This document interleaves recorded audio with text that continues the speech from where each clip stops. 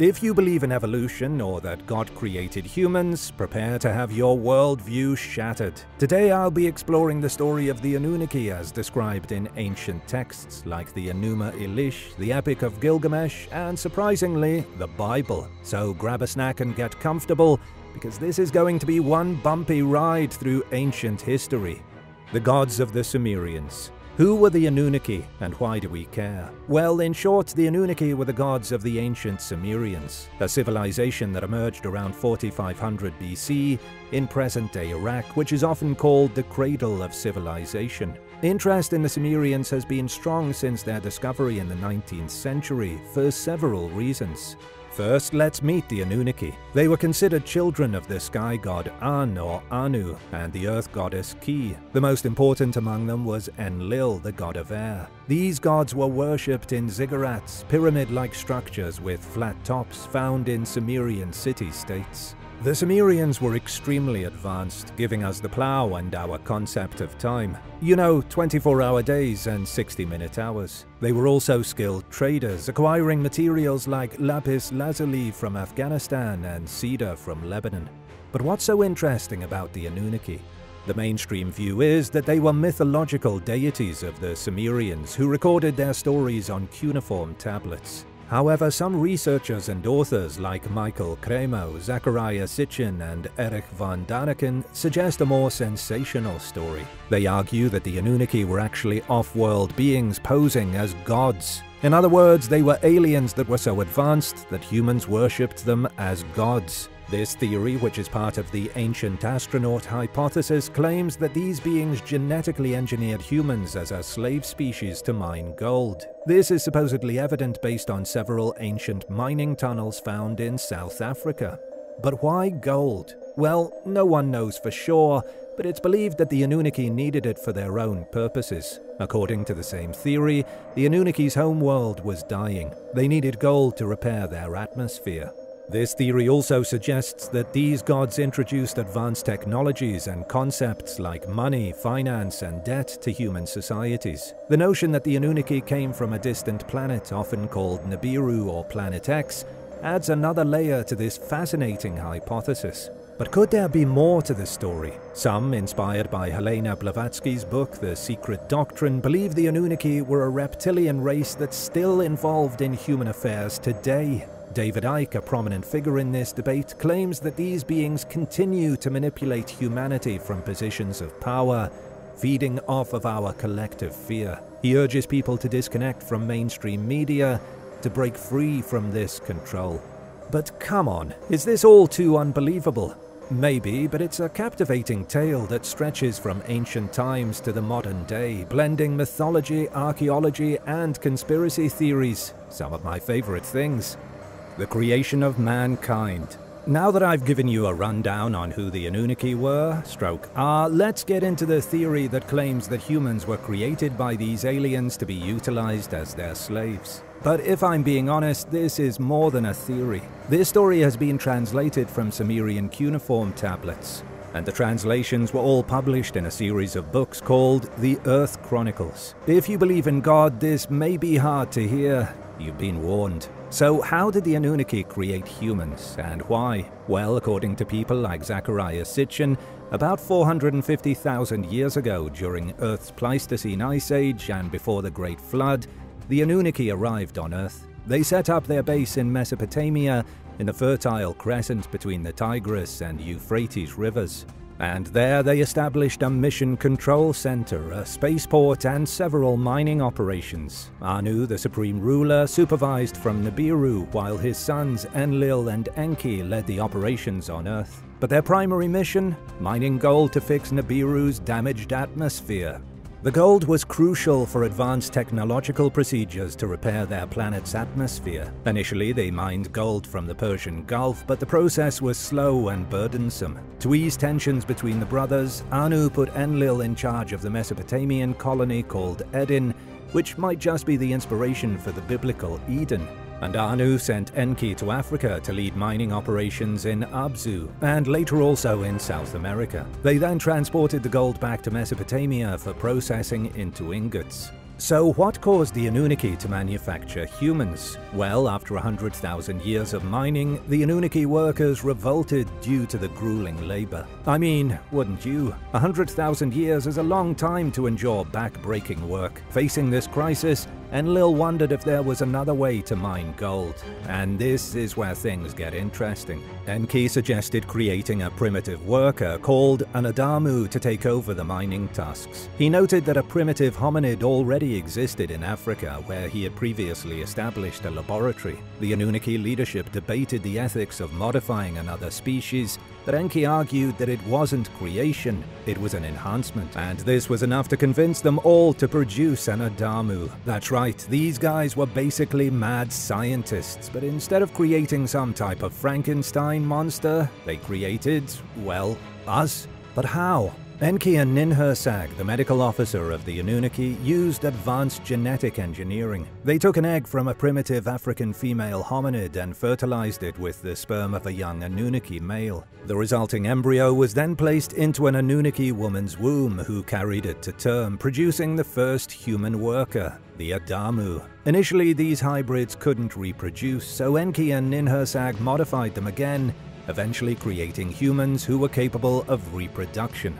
What was the outcome of these modifications? You guessed it, the final product was Homo sapiens, an intelligent yet subservient species that was designed for labor. These early humans lived for hundreds of years thanks to their Anunnaki DNA.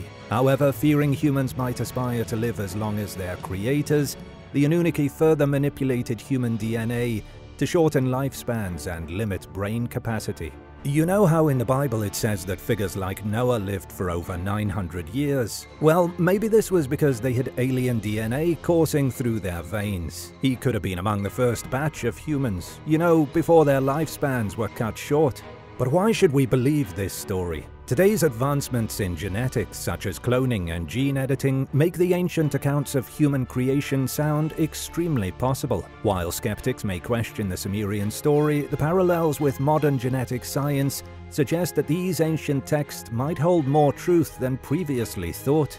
And now for number 7, but first it's shout-out time. I wanted to give a big thank you to Blender Study and Luciano Coronel for supporting this channel. Be sure to subscribe if you haven't already for more videos like this.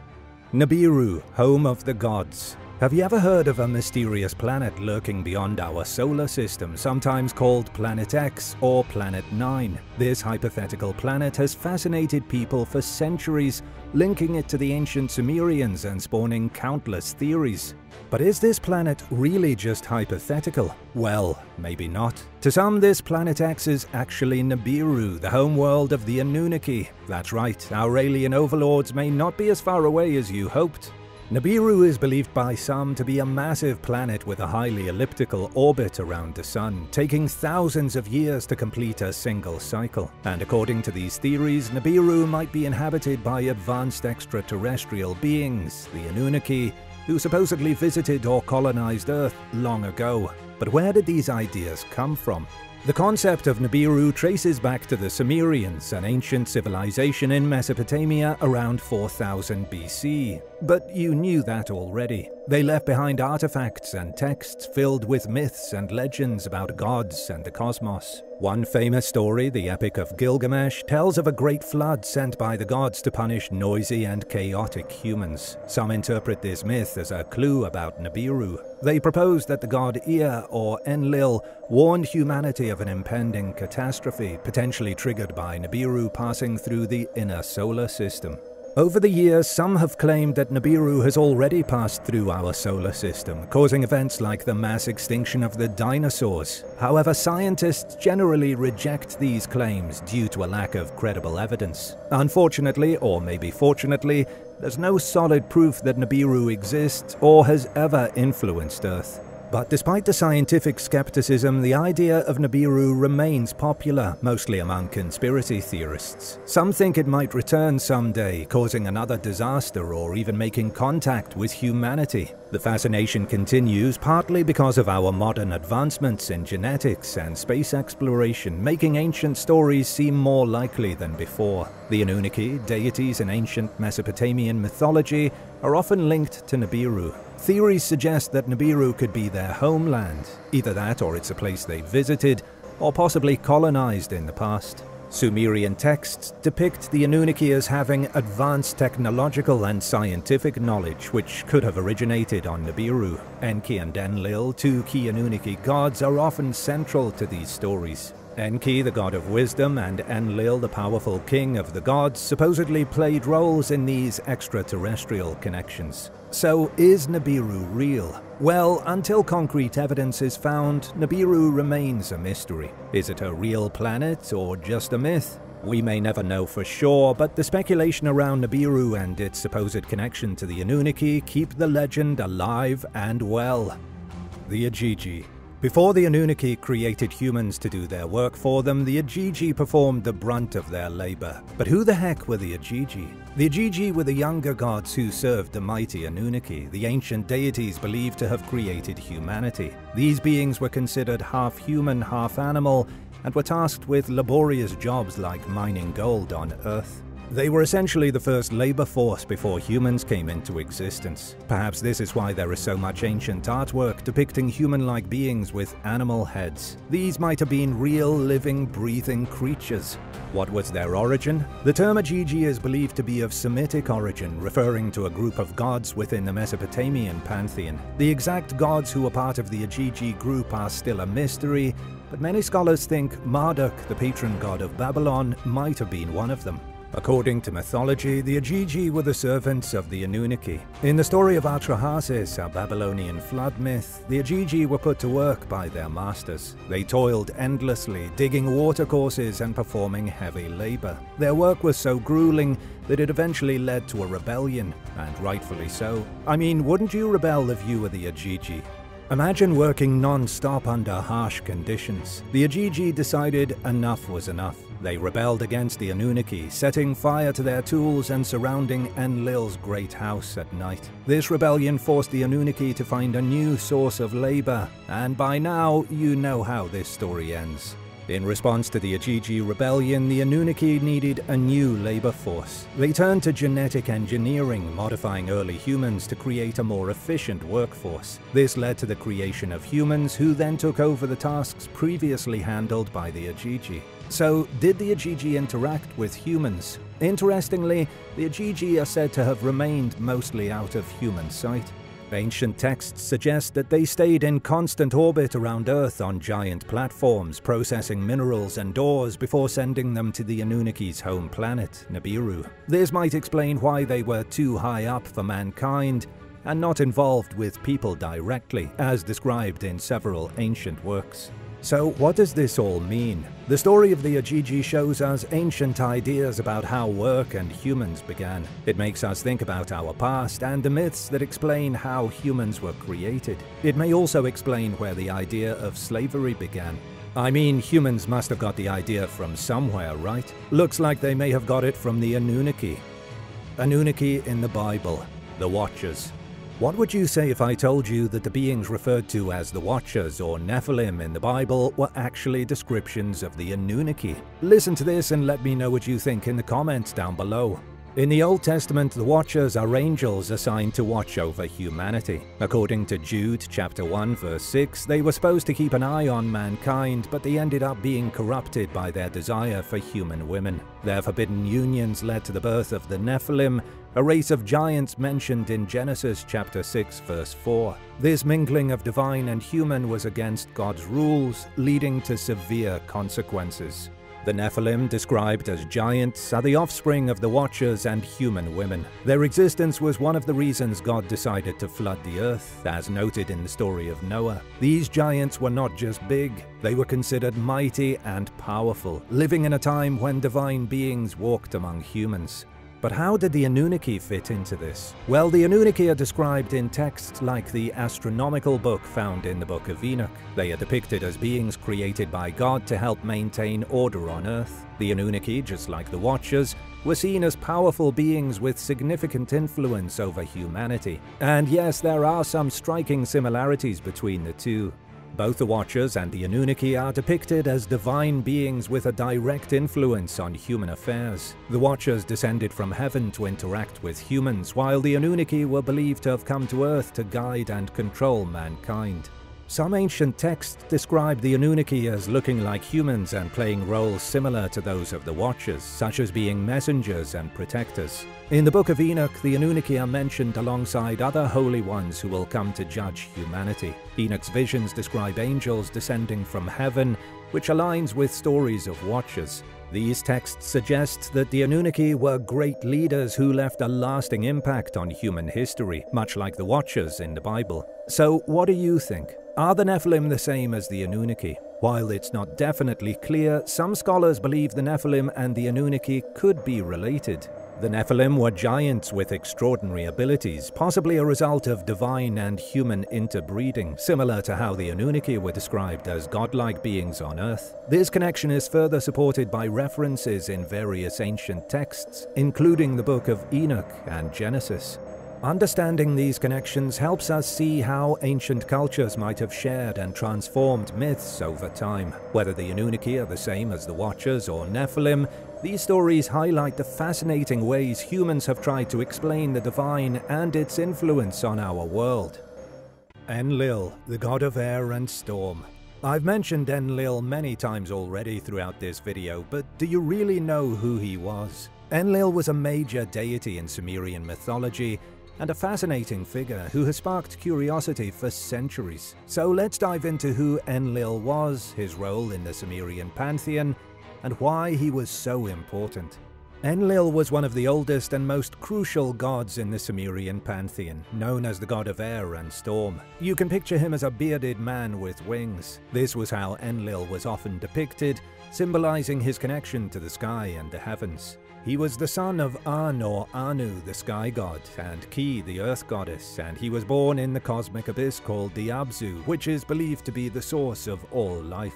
And guess what? Enlil had powers. He had control over the winds and weather, wielding immense power over the elements. Imagine having the ability to summon storms or calm the skies. This was Enlil's domain. He was also the god of justice and order, maintaining the balance of the cosmos and ensuring that the divine council of gods, or Anunnaki, wink wink, followed the rules. Enlil held a scepter or staff, signifying his authority as the king of the gods. One of the most famous myths involving Enlil is the story of the Great Flood, which is mentioned in the Epic of Gilgamesh. Frustrated by the noise and chaos caused by humanity, Enlil decided to wipe them out with a massive flood. However, the god Ea warned Utnapishtim, a hero of the story who's comparable to Noah from the Bible. Ea told Utnapishtim to build a boat in order to save himself and his family. Utnapishtim did so, and when the flood came, he and his family were the only survivors. They were literally the last humans on Earth. But realizing his mistake, Enlil repented and vowed never to destroy humanity in such a way again. So, he can still destroy humanity, just not with a flood. How kind of him? Despite being the king of the gods, Enlil was known for his unpredictable and sometimes erratic nature. In one myth, he tricked the water god Ea into revealing the secret of creating fire. But in another, he helped the hero Gilgamesh on his journey to the underworld. These stories show that Enlil, while powerful and wise, could also be cunning and mysterious. Enlil was also closely associated with divination and prophecy. He was believed to predict the future and communicate the god's will to humanity. As the patron god of seers and diviners, Enlil was revered for his wisdom and knowledge, guiding humans through his insights. While he was typically shown as a bearded man with wings holding a scepter or staff, he was also sometimes depicted as a bull or a dragon. This emphasizes his connection to the air and storm, while also highlighting his power and majesty. As one of the leading figures among the Anunnaki, Enlil's influence extended beyond his control of weather and justice. He was seen as a pivotal figure in maintaining the balance between the divine and mortal realms. The Anunnaki, including Enlil, were often credited with bestowing civilization upon humanity and were revered as powerful otherworldly beings who guided the fate of the world. Enlil remained an important deity throughout Mesopotamian history, revered by the Akkadians, Babylonians, and Assyrians. And despite the rise of other religions, Enlil's legacy endured, and he continued to be venerated as a symbol of justice, order, and the mighty forces of nature. Today, Enlil is remembered as a pivotal figure in ancient mythology, embodying the awe-inspiring and sometimes fearsome power of the natural world. Enki, Lord of the Earth. Now that you know who Enlil was, let's move on to his brother Enki and learn about his fascinating story, filled with magic, wisdom, and some sibling rivalry. So, who was Enki? Enki was known as the god of water and earth, but he held many titles, including Lord of the Earth. He was associated with fertility, magic, and healing. He was often depicted as a snake-headed woman or as water flowing from rocks, which honestly doesn't give you a great idea of what this guy actually looked like. Enki was a significant figure in Sumerian mythology, often referred to as the son of An or Anu, the sky god, and Ki, the earth goddess. However, there is another myth where Namu, considered the mother of all living things, plays a crucial role in his creation. According to this myth, Namu mixed dirt and clay with her body to create Enki, who then went on to shape the world. So while Enki is traditionally seen as the child of An and Ki, Namu also has a significant place in his origin story. Now let's get into that sibling rivalry I mentioned. Why did Enki clash with his brother Enlil? Well, Enlil, the god of air and storms, had different ideas about how humans should live. Enlil wanted humans to worship him as their only god, whereas Enki believed in following their father An's more benevolent guidance. This disagreement led to conflicts between them, even resulting in events like the Great Flood in the Epic of Gilgamesh. How did Enki contribute to creation and knowledge? Enki was a master of wisdom and crafts. He was credited with creating life itself, including plants, animals, and humans. Enki's knowledge extended to giving humanity essential skills and technologies, making him a revered figure in Sumerian society.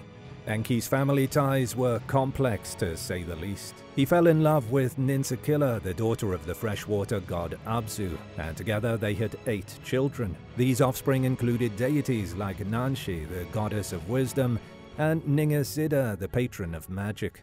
Enki also fathered more children with other goddesses, showcasing his role as a fertility god. In other words, he really got around. I mean, is that all it took to be a fertility god back then? Enki's wisdom was legendary. He was seen as the patron of knowledge and learning, often depicted as benevolent yet mysterious. Some myths portray him as generous, sharing his wisdom with humanity, but others show a more selfish side, suggesting that he kept secret knowledge for himself. This dual nature adds to his puzzling character.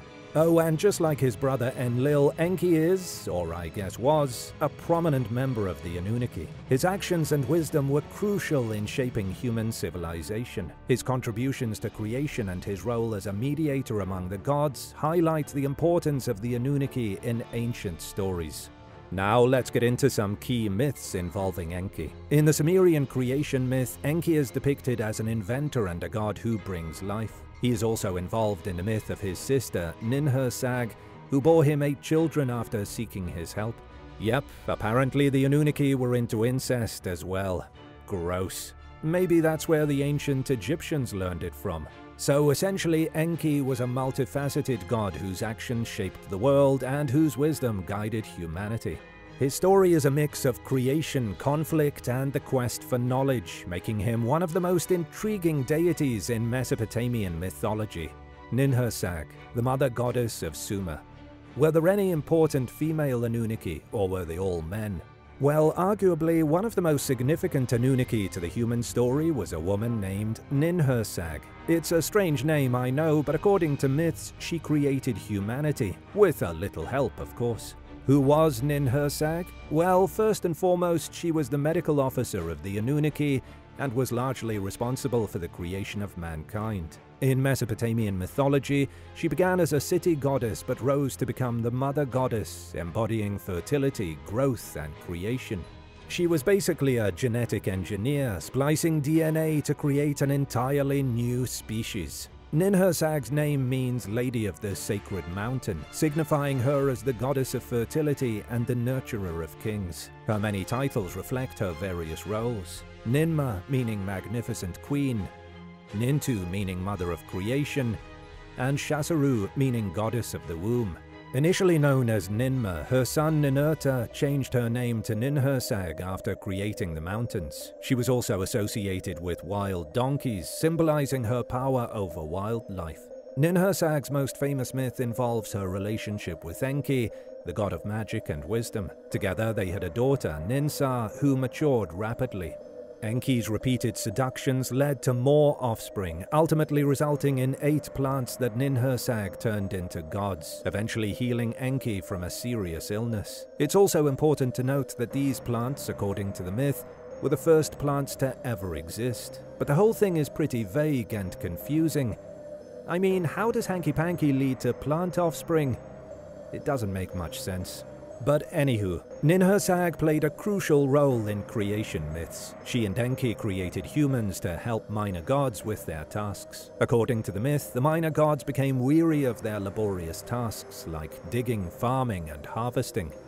They cried out for help, but their pleas were unheard by Enki, who was resting. Nanmu, the mother of all living things, heard their cries and woke him up. She presented their petition, and Enki decided to grant their request by creating human beings to assist with the gods' tasks. Enki and Ninhursag worked together to create humans, and after their successful creation, they celebrated with a feast. During this celebration, Ninhursag challenged Enki to a contest of creativity. She would create beings with defects, and Enki would have to find ways to make their lives meaningful. Ninhursag began by creating a man with paralyzed hands. Enki responded by giving this man a role in the king's service, ensuring he would not need to steal to survive. Next, Ninhursag created a blind man, and Enki made him a musician, utilizing his other senses to contribute to society. This pattern continued, with Ninhursag crafting beings with various disabilities, and Enki finding ways to integrate them into the community.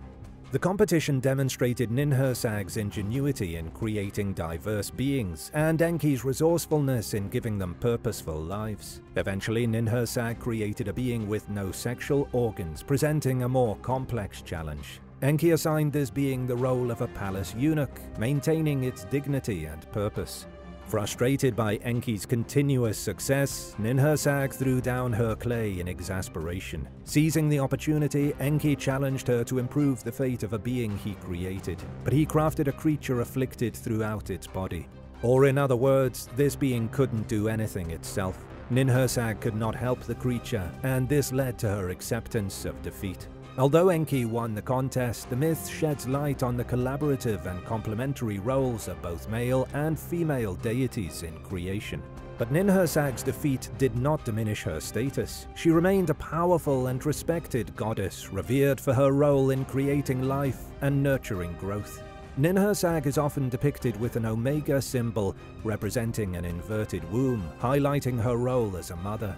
She is also shown with a knife, symbolizing the cutting of the umbilical cord, and often appears with a lion cub on a leash, emphasizing her nurturing and protective nature. Number 1. When the gods left Earth. The tale of a great flood, which wiped out most of humanity, has been told across various cultures, but it all seems to trace back to one of the oldest stories ever written, the Sumerian flood story.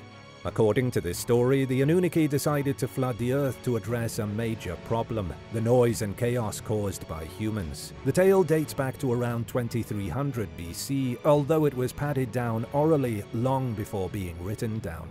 In this particular flood myth, there's a figure known as Ziusudra. Enki, one of the Anunnaki gods who had compassion for humanity, warned Ziusudra about the upcoming flood and instructed him to build an ark. This ark, built in the mountains to avoid detection by Enlil, Enki's brother who favored the flood, would save Ziusudra and his family. You may have noticed that this story sounds awfully familiar. You might recognize similarities to other flood myths such as the Babylonian epic of Gilgamesh and the biblical story of Noah's Ark. In both of these later versions, a chosen hero builds an ark to survive a divine flood. The Hebrews, for example, adapted this story into their Bible, attributing the flood to human sinfulness and providing a theological explanation. But what caused the flood, according to the Sumerians? The Sumerians believed the flood was a natural event seized upon by Enlil to reduce the noise pollution caused by humans. As the flood waters rose, the Anunnaki supposedly left Earth in flying crafts. The flood waters were immense, covering the land for 6 days and nights before receding. The ark came to rest on Mount Ararat, a detail that also appears in the later biblical account. So what happened during and after the flood? During the flood, colossal winds and torrential rain devastated human settlements, destroying buildings and rupturing embankments specifically designed to prevent flooding. This suggests a possible large-scale natural disaster, such as an asteroid strike or the passing of a large celestial body. Perhaps Nibiru? After the flood, only a few survivors remained, just as the Sumerian flood story suggests, leading to the rebirth of human civilization. Flood myths appear in many ancient cultures, from Mesopotamia to India, China, Greece, and beyond. Could this be a coincidence, or do these stories all stem from a single ancient event? Some theories suggest the Anunnaki might have had prior knowledge of or even caused the flood, aiming to reset humanity. But how would they have done this? That's the real question. How could they have caused a global flood without feeling its effects themselves? Maybe they shot a laser from their spaceships, causing the Earth's glaciers to melt at the same time. Who knows? The Sumerian flood story is not just an ancient tale, but a foundational myth that influences many subsequent cultures. It raises interesting questions about the origins of these flood myths and the possible historical events behind them. What do you think? Was there really a global flood in the past? Let me know in the comments down below. And thanks for watching. Be sure to like the video and subscribe to the channel for more. See you soon. Bye.